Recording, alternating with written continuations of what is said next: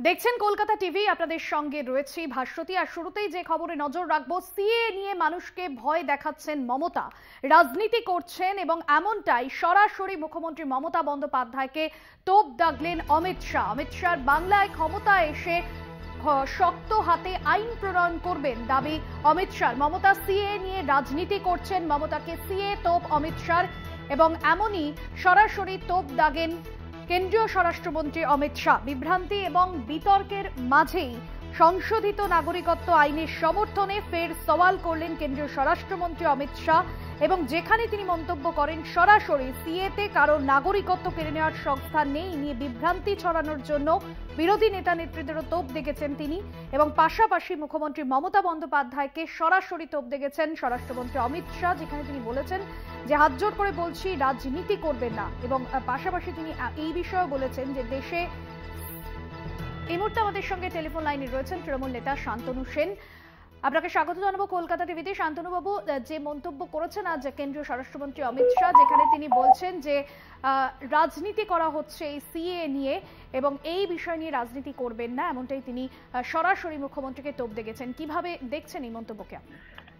দেখুন, সিএ নিয়ে কারা রাজনীতি করছে সারা দেশের মানুষ জানেন। সেই কারণেই আজকে প্রায় 4.5 বছর আগে গায়ের জোরে পার্লামেন্টে বিল পাস করানোর পরেও, রাষ্ট্রপতির অনুমোদন পাওয়ার পরেও আজকে 4.5 বছর ধরে 9 বার তারা এক্সটেনশন চেয়েছে রুল ফ্রেম করার জন্য। এই অমিত শাহ পার্লামেন্টের ভিতরে এবং বাইরে আসামে একরকম, বাংলায় একরকম, গুজরাটে একরকম এই সিএ এনআরসি নিয়ে কথা বলেছেন। আজকে তিনি বলছেন এর সাথে এনআরসির যোগাযোগ নেই, কিন্তু এই অমিত শাহ বারংবার বলেছেন যে সিএ এর পরে এনআরসি হবে। সেই জন্য তাদেরই দলের বড় নেতা, যাকে তারা উত্তর পূর্বের কিংম্যান করে রেখে দিয়েছেন, সেই আসামের মুখ্যমন্ত্রী হেমন্ত বিশ্ব শর্মা এর বিরোধিতা করেছিলেন, সেটা আমরা দেখেছি। আমাদের স্ট্যান্ড অত্যন্ত পরিষ্কার, যেটা মমতা বন্দ্যোপাধ্যায় বারংবার বলেছেন, যারা দীর্ঘদিন ধরে এই দেশে আছে, যারা এখানে ভোটাধিকার প্রয়োগ করে, যারা রাজ্য সরকার কেন্দ্রীয় সরকার নির্বাচন করে, তারা প্রত্যেকে এই দেশের নাগরিক। নতুন করে তাদের নাগরিকত্ব প্রমাণ করার কোনো প্রয়োজন নেই। আজকে আবেদনকারীদের কাছে যে ফর্ম পাঠানো হয়েছে, সেই ফর্মে লেখা রয়েছে যে তাদেরকে প্রমাণ দিতে হবে যে তারা কোন দেশ থেকে এসেছে, সেখানকার কোনো কাগজপত্র তাদের জমা দিতে হবে। যদি কেউ ভয় পেয়ে পালিয়ে এসে থাকে, তাহলে সে যদি কোনো কাগজপত্র নিয়ে আসতে পারে, তার কি হবে?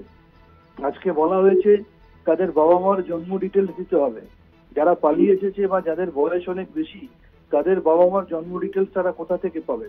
আজকে যারা আবেদন করবে, আবেদন করার পরে যদি নাকচ হয়, তাহলে তারা কি অনুপ্রবেশকারী হিসেবে চিহ্নিত হয়ে সমস্ত সুযোগ সুবিধা থেকে বঞ্চিত হবে? তাদেরকে কি ডিটেনশন ক্যাম্পে পাঠানো হবে? এই ধরনের বিভিন্ন ধোঁয়াশা নিয়ে সাধারণ মানুষের মধ্যে একটা অদ্ভুত অনিশ্চয়তা তৈরি করে দিয়েছে। ভারতবর্ষের নাগরিক আজকে ছুটে বেড়াচ্ছে যে তাদের কি হবে। এই অনিশ্চয়তার বিরুদ্ধে মমতা বন্দ্যোপাধ্যায় প্রথম থেকে বলেছেন যে তিনি মানুষের পাশে আছেন এবং আমাদের এই রাজ্যে আমরা এটা কোনোভাবেই চালু করতে দেব না। এটা আমাদের দলের স্ট্যান্ড, যেটা প্রথম দিনও ছিল, আজও আছে, আগামী দিনেও থাকবে। ধন্যবাদ জানাবো আপনাকে। তৃণমূল মুখপাত্র শান্তনু সেন ছিলেন আমাদের সঙ্গে ফোন লাইনে। সিএ নিয়ে অহেতুক ভয় পাওয়ার প্রয়োজন নেই, সিএ নিয়ে রাজনীতি করছেন আপনি, এমনটাই করজোড়ে অনুরোধ জানিয়েছেন অমিত শাহ এবং যেখানে তিনি বলছেন যে সিএ নিয়ে অযথা রাজনীতি করবেন না, সিএ এনআরসি কোনোভাবেই জড়িত নয়, মমতা সিএ নিয়ে রাজনীতি করছেন, এমনটাই সরাসরি কেন্দ্রীয় স্বরাষ্ট্রমন্ত্রী অমিত শাহ তিনি তোপ দেখেছেন মুখ্যমন্ত্রী মমতা বন্দ্যোপাধ্যায়কে। সিএ নিয়ে মানুষকে ভয় দেখাচ্ছেন মুখ্যমন্ত্রী মমতা বন্দ্যোপাধ্যায়। নাগরিকত্ব সংশোধনী আইনের বিরোধিতা করে যেরকম বারবার সরব হয়েছেন তৃণমূল সুপ্রিমো মমতা বন্দ্যোপাধ্যায় এবং এই আইন গত সোমবার কার্যকর হওয়ার পর থেকেই বিভিন্ন জায়গা থেকে আক্রমণের ঝাঁজ বাড়িয়েছে তৃণমূল কংগ্রেস এবং মুখ্যমন্ত্রী মমতা বন্দ্যোপাধ্যায় তিনিও যে বিষয় বারবার সামনে এনেছেন, আমরা দেখেছি বিভিন্ন জনসভা এবং সভা মঞ্চ থেকে যে বিষয়ে তিনি বলেছেন যে বিভাজনের রাজনীতি করার চেষ্টা করছে বিজেপি এবং লোকসভা নির্বাচনের আগে কার্যত বাংলার মানুষের কাছে সিএ ভাওতা, আর এই নিয়েই সরাসরি রাজনীতি করছেন, এমনটাই তোপ দাগলেন অমিত শাহ।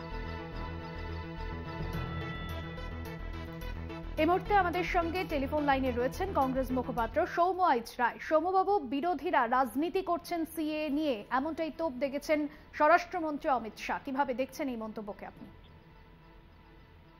দেখুন, রাজনীতি করছে বিরোধীরা, ওনারা যেন মনে হচ্ছে ধোয়া তুলসী পাতা। জোর করে একটা আইনকে লোকসভায় পাশ করেছে সুপ্রিম কোর্টে, তার অবজারভেশন আছে। সেই আইনটা নিয়ে রিলিজিয়াস পারসিকিউশন পয়েন্টসে আপত্তি তুলেছে সব দেশ। আর ভারতবর্ষের আইন হচ্ছে আপনি কোনো সম্প্রদায়কে ডিসক্রিমিনেট করতে পারেন? এটা কি সম্ভব? ভারতবর্ষ সংবিধান নিয়ে চলে। ভারতবর্ষের সংবিধানের সমস্ত সম্প্রদায়, ধর্ম সবাইকে সমান গুরুত্ব দেওয়া আছে। আপনি 3টে দেশকে বললেন, বাকি 3টে দেশের কথা বলা হলো না। তামিল হিন্দুদের কথা বলা হয়নি কেন? এরকম অনেক বেশি ত্রুটিপূর্ণ একটা বিল, সেই বিলটা নিয়ে এখন ভোটের আগে রাজনৈতিক পণ্য করছে এবং হিন্দু মুসলমানকে ভাগ করার চেষ্টা করছে। দুটো দল, তৃণমূল এবং বিজেপি, উভয়ই এই দোষে দুষ্ট। একজন হিন্দুদের দায়িত্ব নিয়ে নিয়েছে, একজন মুসলমানদের দায়িত্ব নিয়ে নিয়েছে, এমন একটা ভাব দেখাচ্ছে। কিন্তু এটা ত্রুটিপূর্ণ বিল। তৃণমূল কংগ্রেস এই বিলটা নিয়ে রাস্তায় চেঁচামেচি করেছে, অথচ পার্লামেন্টে তাদের 8 জন সাংসদ ভোট দেয়। বলে কোনো লাভ নেই, মানুষের জবাব দিয়ে দেবে। অনেক ধন্যবাদ জানাবো আপনাকে। কংগ্রেস নেতা সৌম্য আইচ রায় ছিলেন আমাদের সঙ্গে ফোন লাইনে। সিএ নিয়ে অহেতুক ভয় পাওয়ার প্রয়োজন নেই, সিএ নিয়ে রাজনীতি করছেন মমতা, এরকম সরাসরি তৃণমূল সুপ্রিমো মমতা বন্দ্যোপাধ্যায়কে কড়া আক্রমণ সারিয়েছেন কেন্দ্রীয় স্বরাষ্ট্রমন্ত্রী অমিত শাহ, এবং যেখানে তিনি মন্তব্য করেছেন সিএ নিয়ে মানুষকে ভয় দেখাচ্ছেন মমতা। গত সোমবার দেশজুড়ে এই আইন লাগু হওয়ার পর থেকেই এবং এই আইন কার্যকর হওয়ার পর থেকেই যেরকম আক্রমণের ঝাঁজ বাড়িয়েছে তৃণমূল কংগ্রেস, এবং যেমনটা তৃণমূল সুপ্রিমো তিনি মমতা বন্দ্যোপাধ্যায়, এবং সেই জায়গা থেকে মন্তব্য করেছেন বিভাজনের রাজনীতি করার চেষ্টা করছে বিজেপি, এবং ভোটের আগে সাধারণ মানুষের কাছে এই বিষয় ভাঁওতা।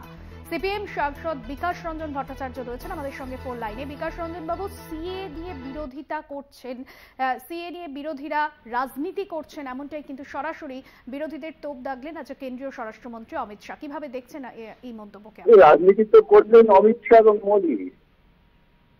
5 বছর আগের আইন ঠিক নির্বাচনের আগে গোটা দেশে অশান্তি সৃষ্টি করবার জন্য এটা করলেন। এইরকম নিম্নমানের রাজনীতি ইতিপূর্বে কখনো ভারতবর্ষে কোনো সরকার করেনি।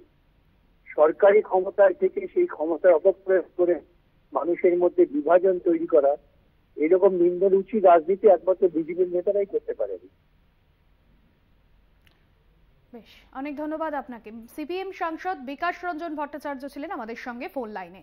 মমতা বন্দ্যোপাধ্যায়কে সিএ তোপ অমিত শাহ, বাংলায় দ্রুত সরকার গঠন করবে বিজেপি, সিএ নিয়ে মানুষকে ভয় দেখাচ্ছেন মমতা, সিএ এনআরসি কোনোভাবে জড়িত নয়, মমতা সিএ নিয়ে রাজনীতি করছেন, প্রত্যেকে সমান অধিকার পাবেন এবং বাংলায় প্রচুর অনুপ্রবেশকারী আসছে আর সেই অনুপ্রবেশকারীকে আটকাবে বিজেপি, প্রত্যেকে ভোট দিতে পারবে, বাংলায় ক্ষমতা এসে শক্ত হাতে আইন প্রণয়ন করবে, এমনটাই দাবি করেছেন অমিত শাহ। অমিত শাহর সিএএ সওয়াল, এবং যেখানে তিনি সরাসরি মুখ্যমন্ত্রী মমতা বন্দ্যোপাধ্যায়কে তিনি আক্রমণ সারিয়েছেন, এবং যেখানে তিনি মন্তব্য করেছেন সিএ নাগরিকত্ব কেড়ে নেওয়ার কোনো অধিকার নেই, সিএ ইস্যুতে মমতাকে আক্রমণ অমিত শাহ।